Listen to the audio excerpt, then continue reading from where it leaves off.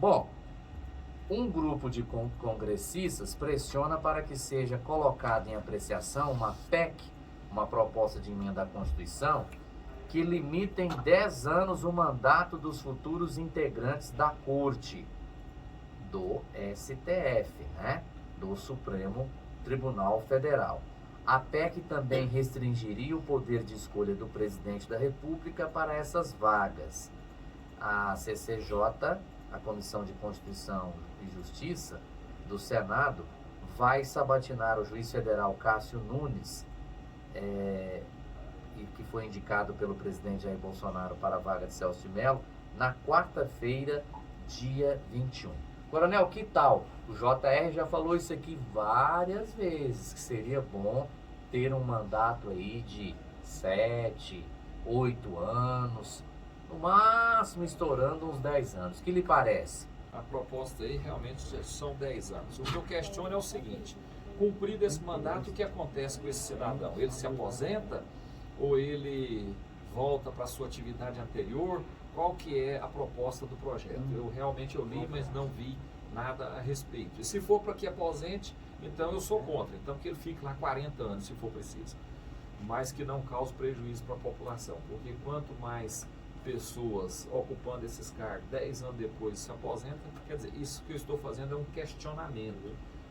Precisa ser melhor esclarecido isso. Tem pontos positivos. Por exemplo, apresentar uma lista tríplice, considerar realmente o conhecimento jurídico do candidato, ser discutido por uma comissão, tudo isso é válido. Agora, quem é que vai compor também essa comissão? É outra pergunta que precisa ser feita. Aí já coloca os presidentes de tribunais estaduais, fariam parte disso, os integrantes de tribunais regionais federais fariam parte dessa comissão. Já estão querendo colocar o AB novamente se arvorando aí a ter alguma influência no governo, ter poder sobre o governo, o que eu sou contra, porque a OAB é uma entidade privada e não deve ter esse tamanho de influência. Então é uma série de circunstâncias que ainda precisa ser discutido, esclarecido, para que a gente concorde. Do jeito que está, sinceramente, eu não concordo. Renovação é importante em qualquer lugar. Por isso que eu falo aqui, uma coisa que deveria acabar também é essa questão de reeleição. Tinha que acabar, eu já falei, ninguém é tão bom, tão excelente, tão excepcional, que não possa esperar 4 anos para se candidatar de novo. O cidadão foi eleito prefeito de uma cidade, fez uma administração ímpar, exemplar, magnífica. Qual é o problema dele esperar 4 anos para candidatar de novo? Não tem problema nenhum.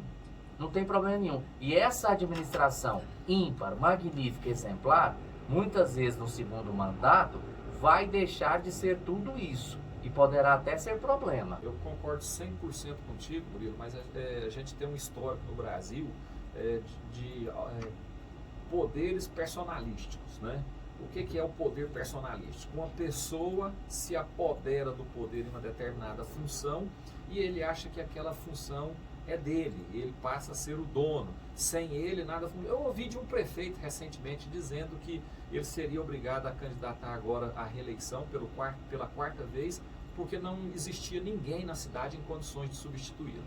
Então as pessoas passam a ter esse tipo de pensamento, de que são insubstituíveis, e ninguém é insubstituível. Muitas vezes existem pessoas com ideias muito melhores do que a dele e com competências também aí destacadas. A gente precisa realmente mudar essa cultura no Brasil, de que o poder seja personalístico, só uma pessoa pode exercê-lo, só uma pessoa tem condições, e para isso fazem todo tipo de mudança, alteração legislativa e normativa para que ele possa permanecer no poder, ou seja, manipula o sistema para que possa permanecer no poder. E o Instituto da Reeleição não foi diferente no Brasil. Devia ter acabado, né? Aliás, devia voltar ao que era antes. Na verdade, a reeleição foi coisa inventada pelo então presidente Fernando Henrique Cardoso para se reeleger. Que estava muito bem e fez isso à troca aí de... Eu sou fã do Fernando Henrique, diga-se de passagem. Eu acho que ele salvou o Brasil de um processo inflacionário aí, que no meu ponto de vista é inquestionável. No entanto, realmente deixou esse vício para o Brasil, deixou esse problema para o Brasil, que é o Instituto da Reeleição, o qual tem sido utilizado aí de forma muito equivocada por políticos e pessoas que influenciam também em determinados grupos.